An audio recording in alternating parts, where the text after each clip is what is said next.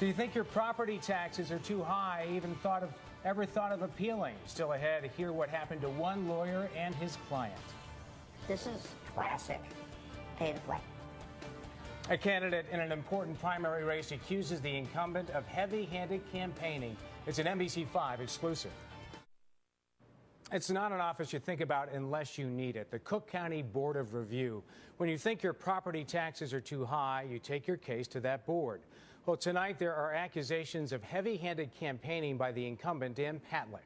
And his primary opponent suggests there's even more than that. NBC5's Marion Brooks reports. We've never had anything this heavy-handed. This tax attorney, who we'll call Steve, regularly goes before the Cook County Board of Review.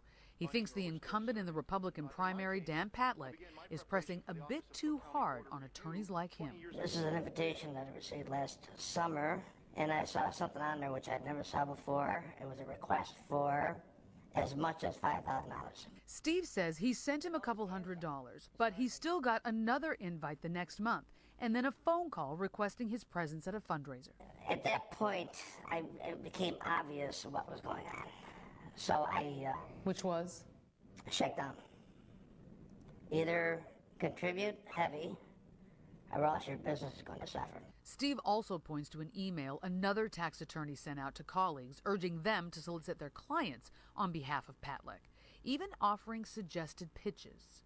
This is classic pay to play. What's alarming to me is that Patlak's opponent, Sean Morrison, is also raising questions about donations. He says Patlak has received tens of thousands of dollars from tax attorneys.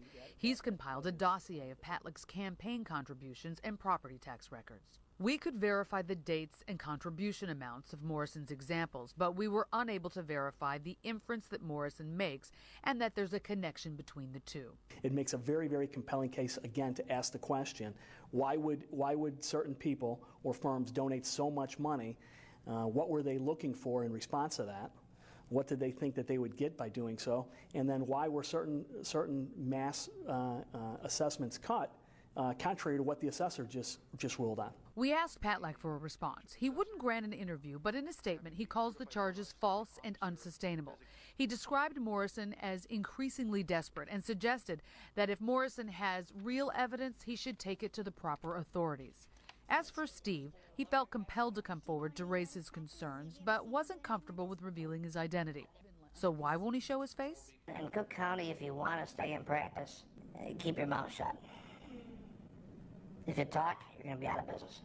Dan Patlak has pointed out he's been endorsed by the Daily Herald and the Chicago Tribune. Sean Morrison, for his part, says he does plan to forward his findings to the federal government and the state attorney general's office.